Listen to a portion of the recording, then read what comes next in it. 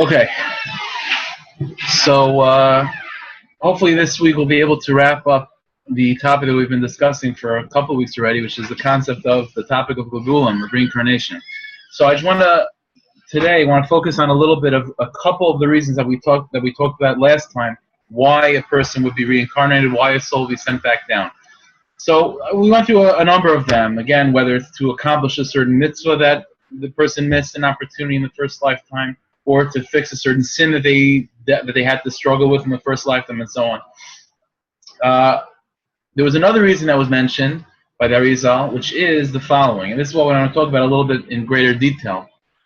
The Arizal taught that every single Jewish neshama, in order for it to be perfected, in order for it to be complete, must learn the entire Torah. It must learn the entire Torah. Means every single one of the 650 mitzvahs, it has to learn about its details, the halachic details, not just the halachas of it. The Arizal taught that all levels of Torah, every single soul has to learn. In other words, we know that according to the Torah, there's many different levels to understanding the mitzvahs and to understanding the Torah. There's pshat, the simple level, remez, drush, sod, all the way from the simple to the esoteric. And every single mitzvah exists on every single level. And it's incumbent upon every single soul for its perfection and its completion to learn the entire Torah on all levels. So the Arizal taught that, again, this is what I mentioned last time, that it's almost impossible for one person in one lifetime to learn all of that. So therefore the Arizal taught that therefore it's necessary for a soul to come back numerous times in order to finish its job of learning the entire Torah. So the Arizal explained as follows, that the truth is there's a problem. If a person comes back down to earth to learn the entire Torah, as I said, and they're obviously not aware of what they've already learned, they don't know what's left to learn. So the question is, how is it possible for the soul to automatically just naturally learn what's missing from its course of Torah that it has to accomplish right now in this lifetime, if it's not aware of what it learned until now? Isn't it just going to keep on learning the same things over and over again? Isn't that a possibility? So the Arizal taught the following thing, that there's a famous Gemara.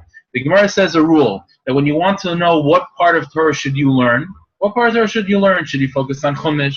Should you focus on Gemara, Halacha, Kabbalah, Medrash, whatever? What area of Torah should you personally focus on? So the Gemara tells you a rule. The Gemara says, Masha libo chafetz. The rule is a person should learn the part of Torah that he feels himself mostly attracted to, mostly drawn to. There are some people that enjoy learning diktuk, learning the details of the Hebrew language. There are those that specifically enjoy learning Gemara. There are those that specifically love Navi. Every single person, says the Gemara, should learn what they're naturally drawn to. So on a very simple level, the reason for that Gemara, the explanation of that Gemara is that whatever you naturally are more inclined to like is what you'll accomplish in more. So for example, if a person does not like Medrash, then if he's forced to learn Medrash all day long, he's not going to, because he's not going to enjoy it, he's not going to invest as much time and energy as he should in learning. That's on a simple level. But the Arizal taught, based on this whole teaching of reincarnation, that the meaning of that Gemara is as follows: that even though it's true that every one of us doesn't know what specific, intellectually speaking, we don't know what part of Torah we're here to learn, to fill the missing pieces in our collective lives. However, said the Arizal, we don't know that consciously, but what Hashem does is He plants within the Jewish person a natural inclination to that portion of Torah that he's supposed to learn in this lifetime. So, for example, if in a person's lifetime, in a person's, let's say, previous lifetime, they learned all of Torah, except for Navi. They whatever reason, the previous lifetimes, they never focused on Navi. So what Hashem is going to do is He's going to bring the soul back down to earth, and He's going to implant in that person a very strong attraction and desire to learn Navi. And that's what He's going to do. And it's incumbent upon the person to recognize this and to realize that it's something real, and to follow his instincts, where his heart desires, and to learn that.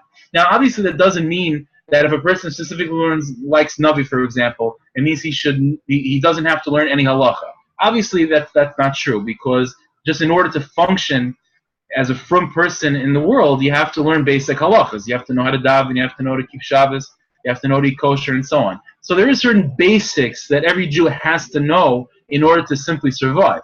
But as far as a focus, as far as focusing your energy in learning, what area of Torah should you specifically focus on? So the Gemara says, whatever your heart desires. And said the reason because that's the telltale sign of what portion of Torah you're supposed to learn in this lifetime.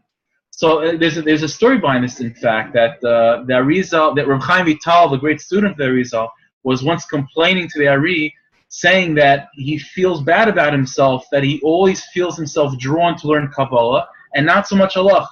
Now, even though it's true, Reb Chaim Vital was an expert in halacha. In fact, he was the chief rabbi of Syria, so there's no question that he knew halacha. You can't be, it's not possible. He definitely learned halacha, and he knew it very, very well. But as far as a motivation in life, when he woke up in the morning, he wasn't feeling an urge and a desire to learn halacha. It was all Kabbalah about him. That's where his heart was pulling him, and he was complaining to the Rizal that he felt bad about that. He sees other friends of his that enjoy Gemara and halacha so much, and they find unbelievable satisfaction in that, and he doesn't feel it. So he thought that it was something missing in himself. So the Rizal told him that's completely a mistake. It's not something that's missing in you. It's the opposite. The Rizal said that in one of your previous lifetimes, you were the great Maggid Mishnah. The Maggid Mishnah was one of the great commentaries on the Rambam, and in that lifetime, you learned all of halacha properly. And therefore said that Rizal, but what was missing is Kabbalah, because the Maggid Mishnah was not a Kabbalist, he was not a Makubal, he was not involved in Kabbalah at all. And therefore Hashem sent your soul back down in this lifetime to specifically focus on Kabbalah, and that's why you're born with a natural inclination towards Kabbalah. So this really opens up a whole Indian that every adult thinking person has to really be in touch with, is what part of Torah speaks to him. And obviously this doesn't mean that children in school, should be left in an unorganized way. Kids should learn whatever it is they personally enjoy. But at some point in life, a person has to acknowledge what his heart desires. And if he's old enough and he's wise enough and he speaks to the right people, he should be guided in that way, because it's very sad and unfortunate if a person is drawn in a certain area of Torah and he's being forced, whatever outside pressures, to focus on an area of Torah that does not speak to him. So not only will it be counterproductive practically, that he's not going to invest as much energy and time into it because he's not enjoying it, but on a much deeper level, he could be missing the purpose of why he's here. Every single Jew has to learn all of Torah. Now, the Rizal also taught that not only is it true that every Jew has to learn all of Torah, but there are certain chidushim, there are certain ideas, there are certain new insights in Torah that every single Jewish soul also has to reveal. So in other words, if a person is specifically drawn to Navi, it's not just that he has to learn through Navi. Rather, the Rizal taught that there could be certain new ideas, certain new insights in Navi that he specifically is meant to reveal. Now, the Rizal taught, and it's an amazing thing, that every single soul has chidushim. There are certain insights in Torah on any level, and all different levels, and every different area of Torah that each soul has to reveal. And from the beginning of time, every soul was created with the potential to create and to reveal certain ideas, certain new insights in learning, again, each on his level, and that's part of their job. So it's not just a question of amassing as much knowledge as one can, but it's also incumbent upon every single soul to try to create, to try to be creative in learning. Again, obviously within a framework. It's not within our ability to come up with new halachas, but as far as a new insight, looking at things in a different way, learning Torah from your own personal perspective, that creates certain insights, and that's a necessary component for the perfection of each and every neshama. Now, there's a sefer, by the way, it's called Chesed L'Avram. This was a sefer written by the Chida's grandfather, Reb Chaim Yosef David Azulai, one of the great halachic poskim and mukabalim of all time. His grandfather wrote a sefer called Chesed L'Avram. In that sefer, he talks about this topic a lot, this idea that every soul has its portion of insights of Torah that it has to reveal. Now, the Chesed L'Avram explained that it's an amazing thing. He said that even in heaven, even in Shemayim, in the Yeshiva Shemail, in the heavenly Yeshiva, where all the great tzaddikim and malachim are learning and studying Torah on the deepest of levels, said the Chesed L'Avram that these insights, these specific insights of Torah, are not revealed even to the greatest tzaddikim in heaven until you down here come up with them. Whether you publish them or not, it doesn't make a difference. If the insight that you are supposed to reveal, if it comes to your mind, then and only then is it taught in the heavenly yeshiva. Until that time, it's completely unknown to even the greatest of tzaddikim. The Chesed Avram clarified, he said there was only one person that was the exception to this. There was only one person that was privy, that was aware of all chidushim, all novel ideas that would ever be said, even before they were revealed by the people that were supposed to reveal them, and that was Moshe Rabbeinu. Moshe Rabbeinu was the one unique figure that everything that was ever going to be learned was revealed to him. But ever since Moshe Rabbeinu, no tzaddik is aware, even if a tzaddik is an expert in a certain field of Torah, there are certain insights that are unaware to that tzaddik until you personally reveal them. And this is, we have many stories like this, where there are certain tzaddikim where they were struggling with a certain area of learning, and then all of a sudden, they've been struggling for a week, whatever it is, and then all of a sudden it just pops into their mind the clarification of the problem.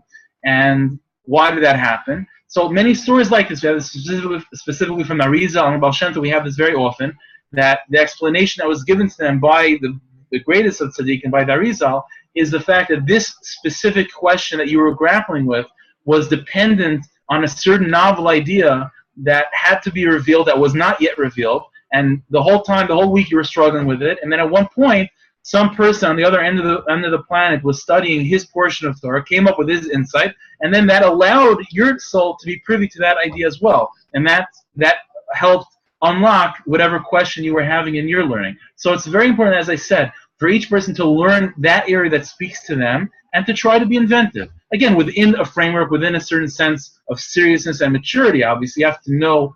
That person has to be well educated to figure out how to be creative in learning. But when a person knows how to do it, each one on his level, it's a very important thing to be creative, 100%, and it's necessary for the completion of one's neshama. This is, by the way, also connected to the idea that we have in Chazal that every single baby in the womb is being taught Torah by a malach, and then when the baby leaves the womb, when it's born, it's slapped by the malach and it forgets its Torah. What Torah was it being taught? So, according to the Arizal, what was being taught to every single child in the womb was not just a lot of information. What was being shown, what was being taught to the baby in the womb was its specific portion of Torah that it is meant to accomplish and to learn in this lifetime, and it was shown its chidushin, its novel ideas that it was supposed to reveal in its lifetime. Then the conscious knowledge of this information is taken away, and it's now the job of the person to sort of relearn it. And the reason why it was originally taught in the baby inside is to give some sort of subconscious, connection to that knowledge. And when the person is introduced, and the person comes in contact with that portion of Torah that he learned inside the baby's womb, subconsciously there's a deep connection that's made between him and that knowledge, and that will create that natural inclination, that drive to learn that subject. So it's a very, very important thing to always, again, follow your instincts when it comes to learning. Again, not as far as creating halacha and so on. Obviously, a person has to know his limitations and knowledge. But as far as a devotion of what area of Torah to devote himself to, it is a very important thing to follow one's natural desires and natural instincts. Again, like I said, it doesn't take away from the basics that we all have to learn just in order to function and to be people on a level to be, 100% religious and so on. There are certain basic things that every Jew has to learn. But I'm talking about beyond the basics, beyond the basic diet of a Jewish man, of a Jewish person, beyond that basic requirement. As far as focusing one's energies, it's very important to listen to one's instincts. That's as far as that is concerned. There was another issue another reason why reincarnation would take place, and I mentioned this last time, which is to find one's shidduch. Now this is a very, very, very big discussion by the Mekubalim, and it's a little bit beyond the scope of what we can talk about in the context of this year, but just a little bit. There is a concept, and it's already referenced in the Gemara, even though it's not explicit. There is a concept that every single neshama that's created is really consistent of two halves. There's the male half of it and the female half of it. These two half of souls, when they are born, they could each be born to different families and so on. There's the baby boy and there's a baby girl. These two neshamas, these two souls, since they are both really halves of one big soul, they are considered to be a true zivik. So this little baby boy that's born right now, whatever, so his other half of his soul, his true bazivik, his true shidduch, could be somewhere on the other end of the earth, obviously. So there are two different types of marriages. This is what the ultimate Kalam talk about, and it's rooted in the Gemaras and so on. That on the one hand, it's possible, and it's a very, very great thing if a person is able to marry his true zivik, his true bas zivik, his true ben zivik. It's an unbelievable thing, and the Arizal taught every neshama must experience that at least once. So the Arizal taught, for example, that there could be the only reason for a person to be brought back down into a new lifetime is just to marry his true zivik. What's the other option? If you're not marrying your true zivik, who are you marrying? So the Arizal taught that there's another option. The other option is that even if a person is not marrying his true zivik, the other half of his neshama, there could be a different neshama. It's not the same. It's not the other half of you per se, but it's a different neshama, a female neshama, or a male for a woman, that is your greatest match as far as your meisim, as far as your actions, as far as what you deserve, your personal inclinations, and so on. Without being your literal second half, it's as close as possible. It's as close as possible. Now, the Rizal taught that this chas v'shalom, don't think for a second, said the Rizal, that if a person doesn't marry his true other half, the marriage is not going to be a happy one, and they won't have hatzlacha, they won't have good children, and so on. Chas v'shalom. Said the Rizal, there's really no way for us in this lifetime to feel whether we're marrying our bazivik or not, because even if it's not our true match, not the other half, it still could be an unbelievably beautiful marriage.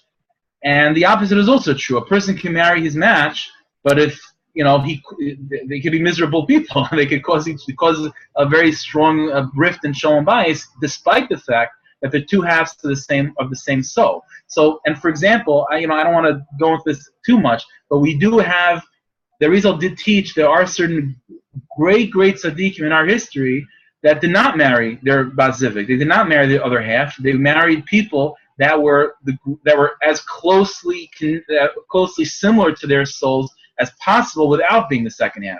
And that was not because of anything missing in them. That was just what Hashem desired, what Hashem wanted. This is connected, by the way, to some difficulty that people have with shidduchim. I'll just mention one thing real quickly, because I don't want to get into this too much, but the Rizal did teach that, generally speaking, again, all these things are exceptions to all rules, but the Rizal did teach that, generally speaking, if a person is marrying his second half, his other half, his true bazivik, for the first time, generally speaking, that shidduch will go smooth. The shidduch will go smoothly. He won't have such a difficult time. However, if he's marrying his true half for the umpteenth time already, and he's married her in a previous life, and they were both sent back down for other reasons, and they happen to both be here, and they are marrying each other, so such a shidduch very often will come with difficulties, not necessarily fighting, but it might take years. It might take a long time to find that true other half. But if it's the first time, for whatever reason, there is a thought it'll happen more quickly and more smoothly. So I personally just feel that this is good chizuk for people that have a difficulty with shidduchim. In our generation, it seems to be a very difficult inyan. That it's important to remember that all the difficulties a person has with shidduchim, we're talking about things that are standing in the highest place of reality. These are very, very deep in yanim, and it's necessary. And every struggle a person has with a shidduch, to make a shidduch or to find his shidduch, it's big things. It's very, very big things. When a shidduch does happen, it's an unbelievable simcha on all levels. So a person should not think that, and by the way, it's also an important thing to remember, there is a Rashi. Rashi says in the Gemara that it's not possible to mess this up also. It's not possible. If a person is supposed to marry someone, it's going to happen. It's just a question of breaking through the barriers that are in the way. But it's going to happen. The person has to mechazik himself with that. But it's an important thing. So the Rizal taught that every soul has to experience that connection at least once. That, again, and it doesn't mean that you're emotionally going to be more attached to this person necessarily, but it means on a soul level, that union is a very important one for the completion and the perfection of that soul. That's an important thing to remember. I'm just seeing the question that Rashi, it's a Gemara in Moed Katan. The Gemara that talks about this whole topic, even though not explicitly, it's a Gemara in Moed Katan, and it's a Gemara in the beginning of Sota. So over there, Rashi talks about this, and Rashi explains that the only thing that could possibly happen is if a person passes away for whatever reason is killed, that's one thing that could mess up shidduchim. But just to make a mistake, just to marry the wrong person, it's not going to happen. And again, the Arizal also explained that the concept of a marriage that dissolves, unfortunately, through divorce, it doesn't mean that there were never truly a shidduch either. There is such a thing that a person was destined to marry his shidduch, to marry a ben zivig, a bas zivig, for a certain period of time. And there are certain souls that have to be created, that have to be brought into reality during that time period. And when the time period is over, for whatever the reason, for reasons that are beyond our understanding most of the time, so he has to now find another shidduch. This is why there is such a thing, a person marrying multiple women. Again, back in the day, at the same time, nowadays, staggered. If a person, chas v'shalom, loses a wife, gets divorced, and so on, so you remarry, every single one of those women, every single one of those men, in the other case where a woman remarries, that's a strong connection, and it's not a random thing. So these souls are all connected. They're all connected. Now, by the way, this whole concept of reincarnation does throw a wrench when it comes to Tchias HaMesim, the resurrection of the dead, right? Because if you think about it, how does the resurrection work? If it's the same soul coming back down 10 times, so who's coming back to life? Is it Ruvain Goldstein, or is it Daniel Farber? You know what I mean? Like, it's the same soul. One lived 100 years ago, one lives now. Which one is coming back? So the Rizal talked about this, and the Rizal explained that they're all going to be there. Tchias HaMesim is for every reincarnation, they are all going to come back to life. Now, how is that possible if it's the same soul? So the truth is, this is just something I'll say quickly. The Arizal did explain that when we're talking about the same soul coming back down, it's not as simple as that. The soul is a very complex organism with an infinite amount of parts. So the Arizal taught that it is possible to have a soul that's mix and match. In other words, you can have one person, one consciousness called Ruvain Goldstein, who this consciousness, this soul, is really a combination of many, many other people. And that combination creates this new consciousness called Ruvain. Just like when it comes to food, you could have in front of you 10 basic ingredients, and you could create from that 1,000 dishes based on the combinations. It's the same thing when it comes to a soul. I mean, obviously on a much, much different level. But every single combination of all these different souls creates a new entity, and each entity has its own existence. The Rizal did say, though, however, that when Tchias HaMesim takes place and these souls will come back to life, all the reincarnated souls, they will have a certain kinship. They will have a certain connection to each other on a very, very deep level. Like brothers feel connected, these people will feel connected to each other on a very, very deep level because they're all coming from one basic soul that's being reconstituted in so many different ways. But there will be a strong connection with these people. One last thing I wanted to say, and then we'll open up for questions, is that one of the aspects of Gulgulim, of reincarnation, is also to even out relationships. In other words, besides these basic reasons that we've talked about of why a soul would come back, while the soul is there, it will, generally speaking, even out a relationship that it had in a previous life. So, for example, in one lifetime, Yaakov is the father of Ruvain, and Yaakov is giving to Ruvain constantly, and Ruvain is receiving from Yaakov. In the next lifetime, to even out that relationship, very often it will be that Ruvain will be the father of Yaakov. And now Yaakov will be receiving and Ruvain will be giving to even out the playing field. This affects all sorts of things. Even, it's just one cute thing on the side there. Rizal taught that very often you have in a marriage where the wife is the more dominant one. It happens that, that's the way it works. And specifically nowadays, I think with American society, for sure, that's the way it is. So, so you think, okay, it's a nothing thing, whatever, it's a cultural thing. The Rizal taught it's not so simple. The Rizal said very often because the roots of these souls are going back to the generation of the desert. And in the generation of the desert, the men were the ones that sinned with the golden calf, and the women did not. So therefore, in the next lifetime, when they come back into the world, the women in that relationship have more of a position of power because on some deep subconscious level, they know that they're more righteous than their husbands. So again, like I said, the point of all of this is to reinforce within us faith that every single aspect of our lives is full of meaning. And it has to give us chizuk. Nothing is simple and nothing is meaningless. Everything is full of depth and full of meaning. And this has to give us chizuk in our avodas Hashem, and it has to reinforce our faith that Hashem is running the world in a way that He knows best. Okay, so now I guess we'll open up for questions. I know it's late.